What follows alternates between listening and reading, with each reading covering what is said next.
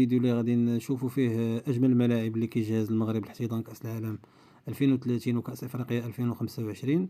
بداية مع ملعب طنجة الكبير اللي كان الافتتاح ديالو سنة 2011، واللي عرف احتضان مجموعة من التظاهرات الدولية منها كأس العالم للأندية ونهائي السوبر الإسباني اللي كان بين برشلونة وإشبيليا.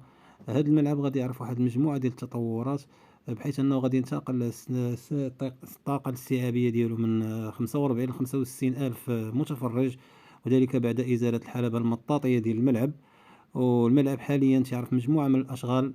البداية الأشغال تكون اللي كتخص بالاحتضان ديال هاد التظاهرة القارية كأس إفريقيا 2025، والجزء الثاني اللي هو غادي يكون خاص بالتجهيزات اللي غادي تكون على مستوى كأس العالم 2030، بحيث أن أغلب الملاعب ديال اللي كاينة حاليا في المملكة المغربية كتعرف واحد المجموعة من ديال التطورات غتكون كلها على جوج ديال المراحل: مرحلة خاصة بكأس إفريقيا والمرحلة الثانية غادي تكون خاصة بكأس العالم. الملعب الثاني اللي هو ملعب مولاي عبد الله، اللي كان الافتتاح ديالو سنة 1983.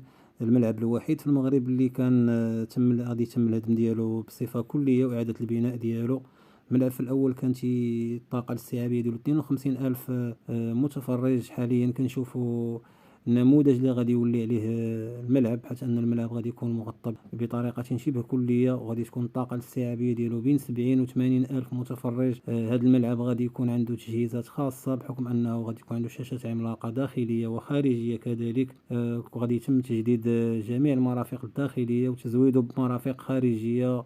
الملعب بحكم الموقع الاستراتيجي ديالو فهو غادي يكون عنده مجموعة ديال المميزات التجارية، وكذلك الاستقبال الأنشطة الثقافية والأنشطة الرياضية اللي غادي تحضرنا المملكة إن شاء الله مستقبلا.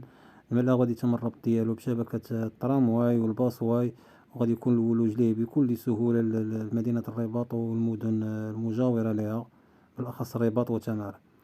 بالنسبة للملعب الثالث اللي هو ملعب مراكش الكبير، اللي كان الافتتاح ديالو تا هو سنة 2011، واللي كان استقبل كأس العالم للأندية سنتين 2013 و 2014.